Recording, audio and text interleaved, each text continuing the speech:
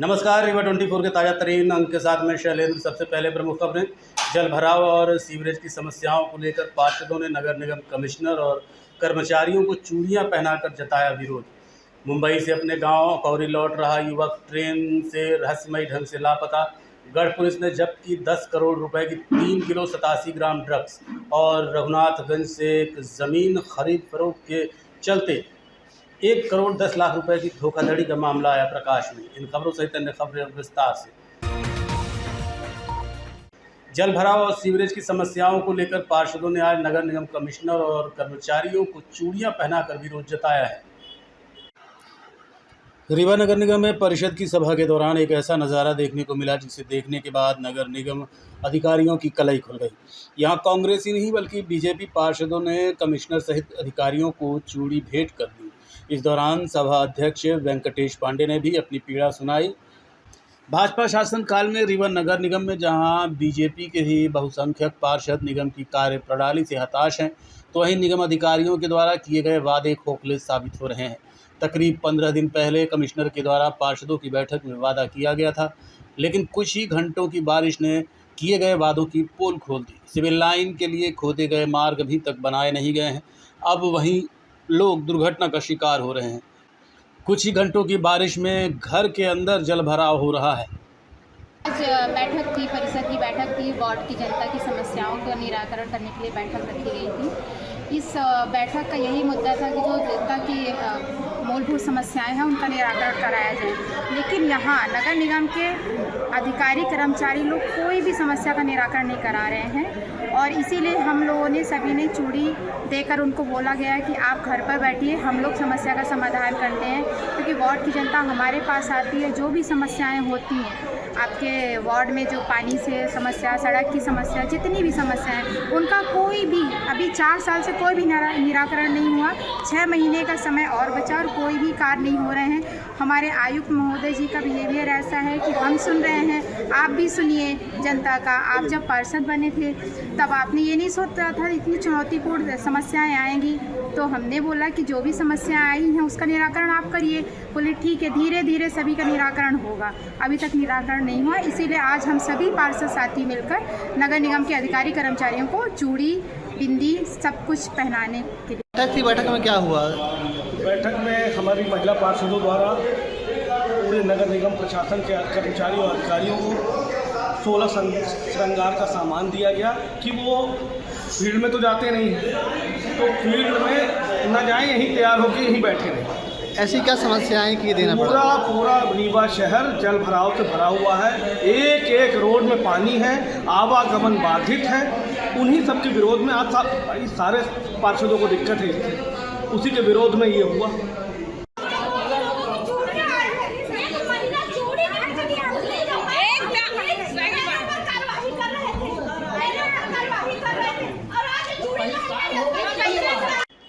मुंबई से लौट रहा युवक अचानक ट्रेन से रहस्यमय ढंग से लापता हो गया, जिसको लेकर परिजनों ने उसके साथियों पर ही संदेह जताया है।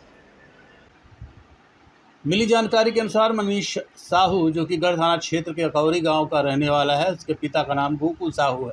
मनीष अपने काम से वापस लौट रहा था कि मुंबई से सतना आते समय ट्रेन से रहस्यमय तरीके से लापता हो गया। उसके साथ कुछ और युवक भी थे, जिनमें शुभम, दिनेश और मोतीलाल भी मुंबई से अपने काम से ही लौट रहे थे।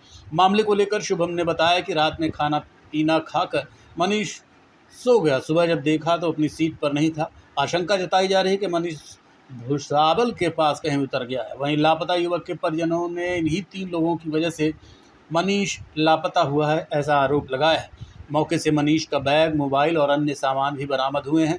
पूरा मामला संदिग्ध लग रहा है। पीड़ितों ने एसपी कार्यालय जाकर इसकी जानकारी दी, क्योंकि संबंधित थाना क्षेत्र में शिकायत करने के बाद कोई कार्रवाई नहीं हुई। एक साथ में निकले थे हम लोग। LTT यहाँ रेलवे स्टेशन आया, वहाँ से गाड़ी बैठे, ये 2 आदमी पीछे बैठे, पीछे के डिब्बे में, और हम मनीष एक ही डिब्बे में थे। रात यहाँ मनमाड़ निकलने के करीब मनमाड़ निकला, वहाँ से हम दोनों खाना खाए। मनीष अपनी सीट पे सो गया, मैं अपनी सीट पे जाके सो गया। उसके बाद रात को क्या हुआ वो तो मालूम नहीं। फिर मैं जब सुबह जगा लेटरिन बाथरूम को आने लगा, जब मैं लेटरिन बाथरूम को आया तो वहाँ पे मनीष नहीं था अपनी सीट में। मनीष नहीं था, मेरे को लगा लेटरिन बाथरूम गया होगा। मैंने आधा घंटा वेट किया, फिर भी मनीष नहीं आया। आधा घंटे में मैं पहले बाथरूम में चेक किया, पीछे जाके चेक किया, फिर उसके बाद मैं वहाँ से पूछा भी। वहाँ से पूछा तो एक ही आदमी बोला कि रात को सीट से उतरा, बाथरूम की तरफ गया। बाथरूम की तरफ गया, उसके बाद मेरे को मालूम है, उसने बोला। फिर बाद में मैं सब तक ढूंढना चालू किया, आगे पीछे डिब्बे में ढूंढना चालू किया, फिर भी नहीं मिला। जब नहीं मिला, बाद में मैं कॉल पे कॉल करता था, फ़ोन मेरे मोबाइल से लगा नहीं वो नंबर पे। जब फ़ोन नहीं लगा तो एक आदमी ने बोला मोबाइल कौन सा है, कीपैड है कि बड़ा वाला? मैं बोला कीपैड है। तो वो बोले कि कीपैड मोबाइल एक ऊपर रखी सीट में, तो उसमें ईयरफोन, बैग। मनीष गुमे हैं, ये कौन है आपके? मेरे कोई नहीं, रूम के बाजू में रहते थे, रूम के बाजू में रहते थे, साथ में काम करते थे। ये जो मुंबई में उनकी सीट पे आप जो सामान पाए थे, इनके घर तक कैसे पहुंचाए? इनके घर तक ये पहुँचे। समस्या ये है कि मेरा भाई लापता हो गया। मुंबई से आ रहा था यहाँ सतना के लिए। ये रीवा गांव है। कब मुंबई से? मुंबई से 4 तारीख को शाम को निकले और साथ में 4 आदमी निकले। 4 आदमी गांव के नहीं थे, मतलब रिश्तेदारी में आते हैं, सब साहू ही थे, सब एक ही समाज के थे। और साथ में रहने वाले मेरे पास हैं। और जो कौन कौन लोग साथ में वहाँ चले थे बाइक साथ में आपके? शुभम है, ये दिनेश है, मोतीलाल, ये सब यहीं के हैं, रीवा की ही हैं। फिर क्या हुआ? फिर वो वहाँ से चलने के बाद ये बोले हमसे, उनका सामान लेके आए, बोले भाई तुम्हारा कहीं उतर गया रात में, मैं देखा नहीं। हम बोले ऐसे कहाँ उतर गया? बोले हम रात में खाना खाए, खाना खाने के बाद अपनी अपनी सीट में जाके सो गए। उसके बाद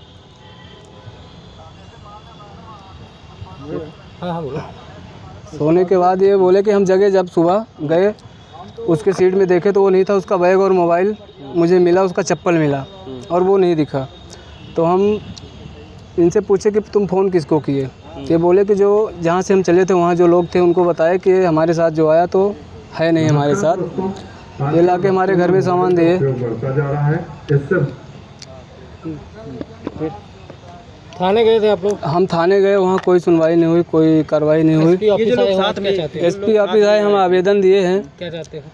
चाहते हैं कि कुछ सूचना, कुछ जानकारी मिले, कहाँ है कहाँ नहीं है गुमशुदा के। आए थे आपके भाई की जी। तो ये लोग सूचना दिए, फिर आगे आके वहाँ रेलवे में जीआरपीएफ में शिकायत नहीं, ये दी। कुछ नहीं किए, ये सीधा। आपके भाई के जो सामान है, मोबाइल है, बैग था, जो भी था, तो इनके पास कैसे आ गया?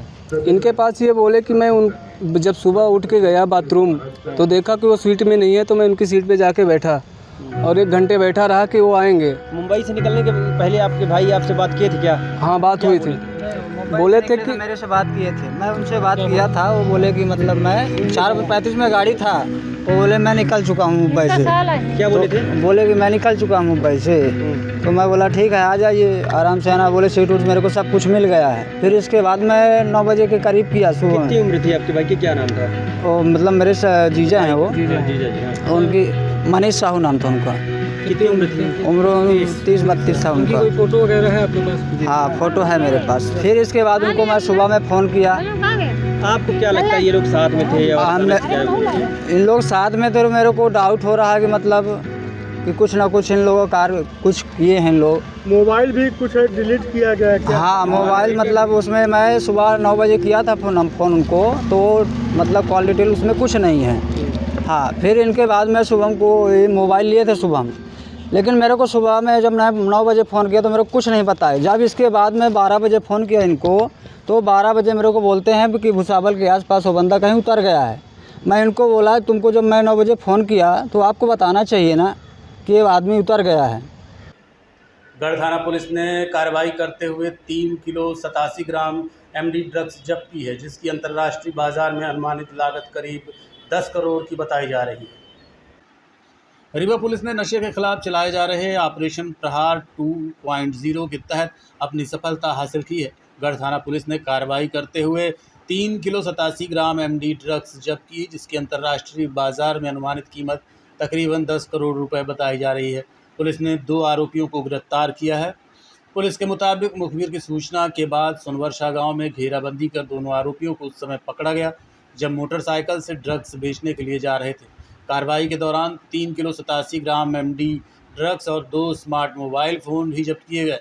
गिरफ्तार आरोपियों के खिलाफ गढ़ थाने में एनटीपीसी एक्ट की धारा 8 और 22 के तहत मामला दर्ज कर आगे की जांच की जा रही है।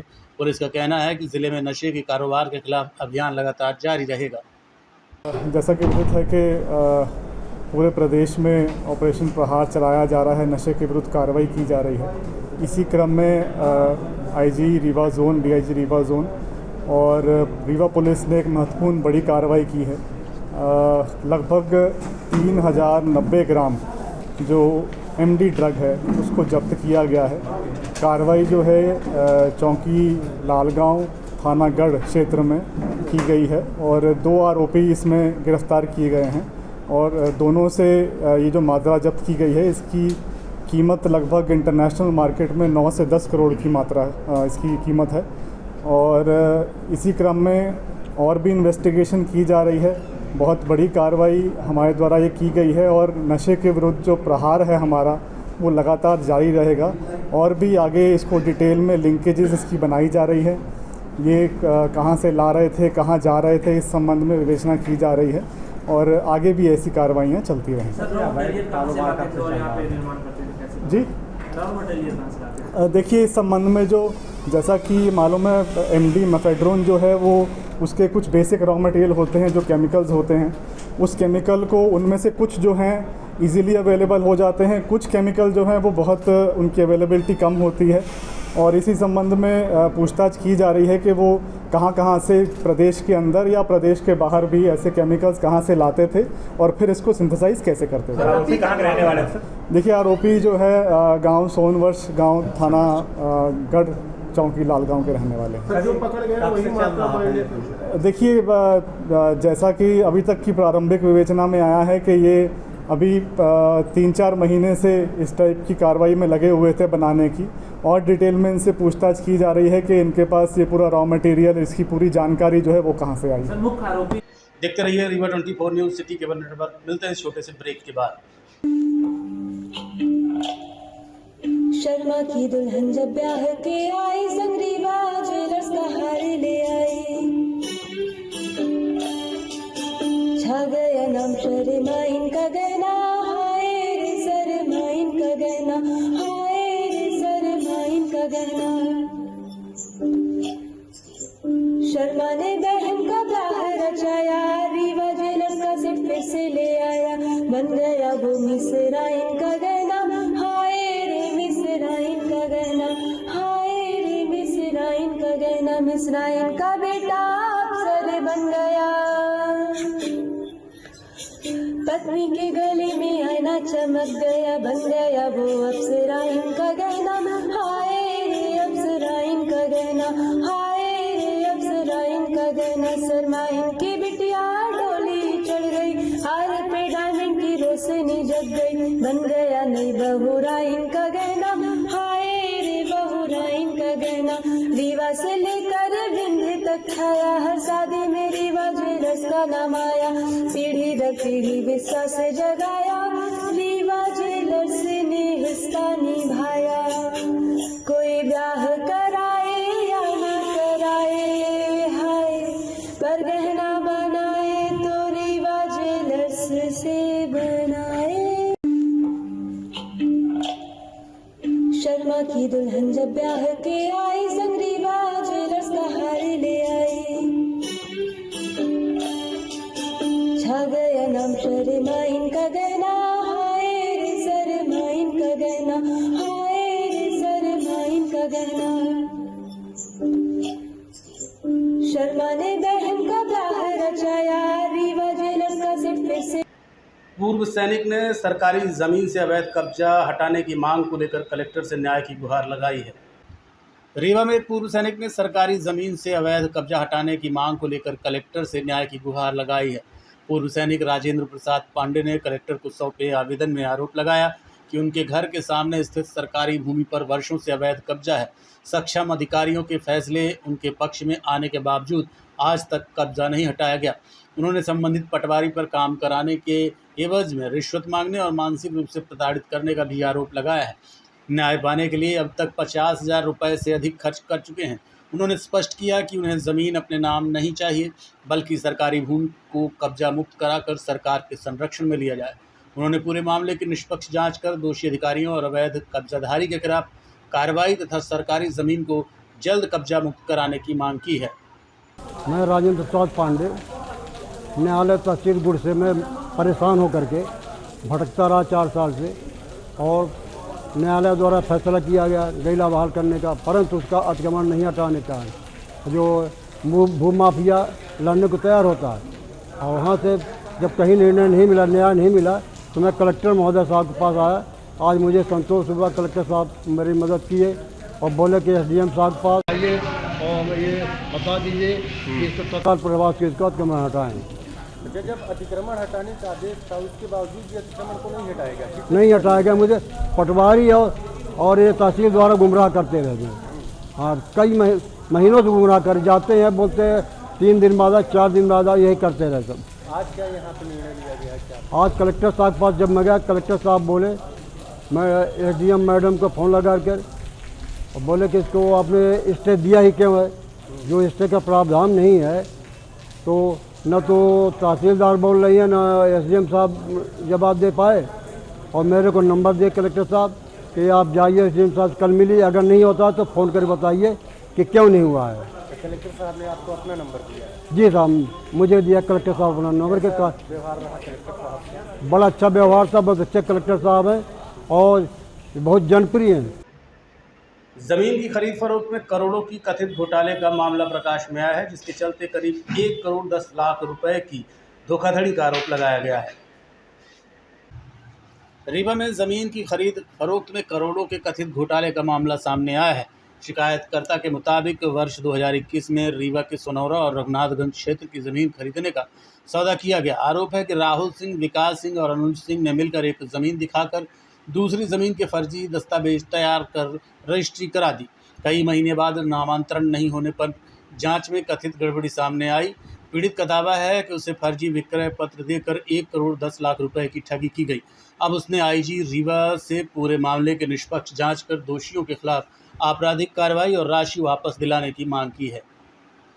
देखिए, रीवा जिले में रघुनाथगंज में एक फर्जी फेक रजिस्ट्री कराई गई है, जिसमें श्री राहुल सिंह, श्री विकास सिंह, श्री अनुज सिंह शामिल हैं। राहुल सिंह के माध्यम से विकास सिंह, जो निवासी सोनौरा हैं, उनके नाम से रघुनाथगंज की एक भूमि आराजी है।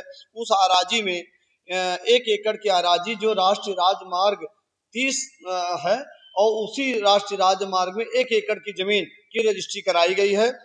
और ये रजिस्ट्री मनोज कुमार सिंह तनय शारदा प्रसाद, स्वर्गीय शारदा प्रसाद जी के नाम, ये उत्तर प्रदेश के रहने वाले हैं।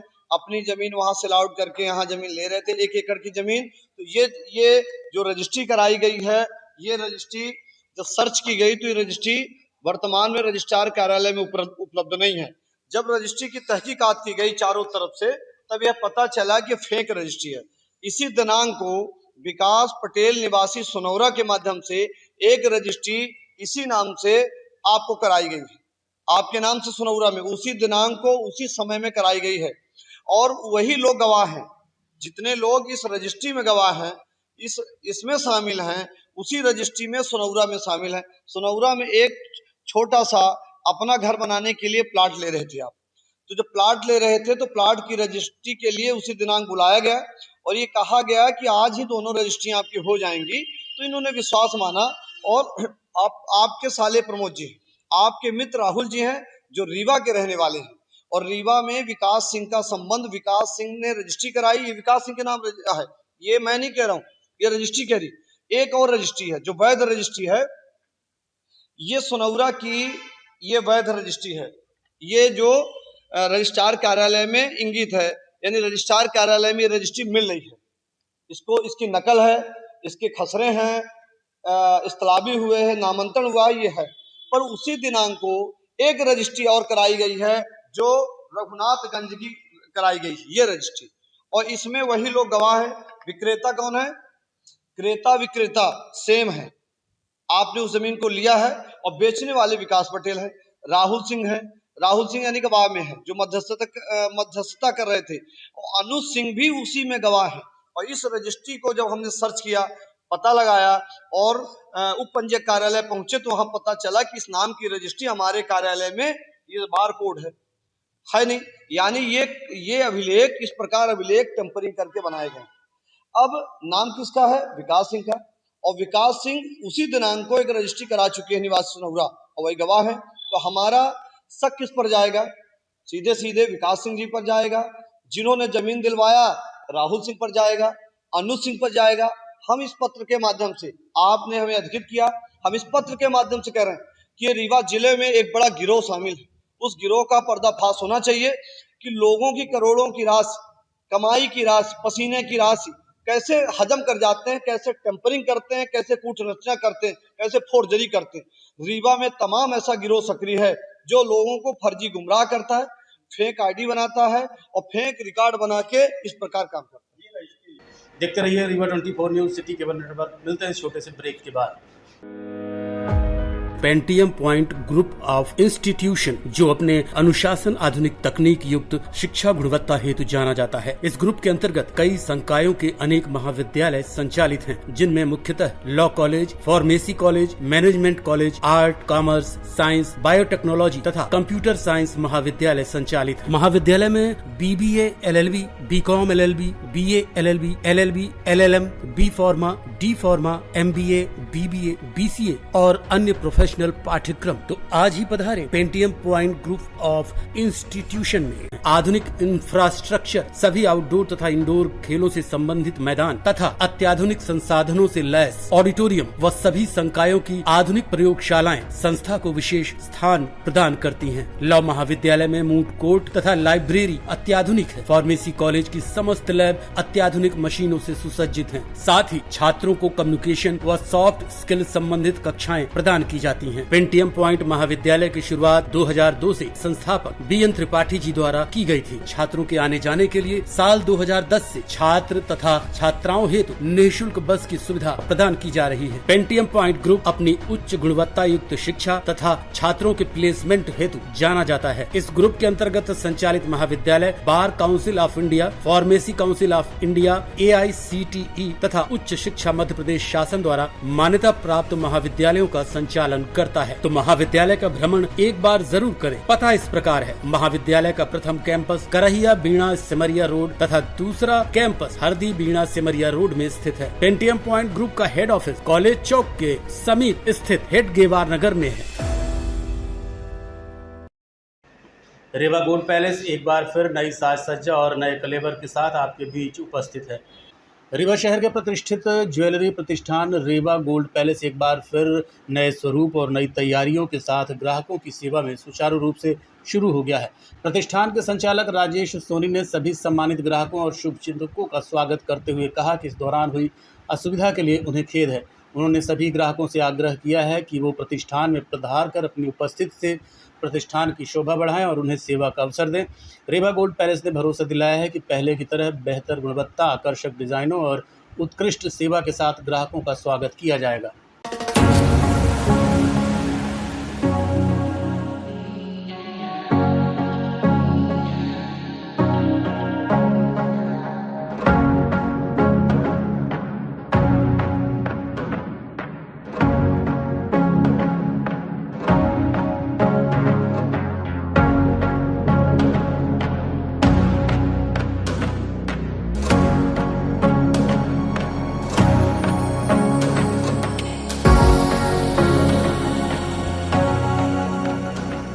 आज के अंक में इतना ही। देखते रहिए रीवा 24 न्यूज़। नमस्कार।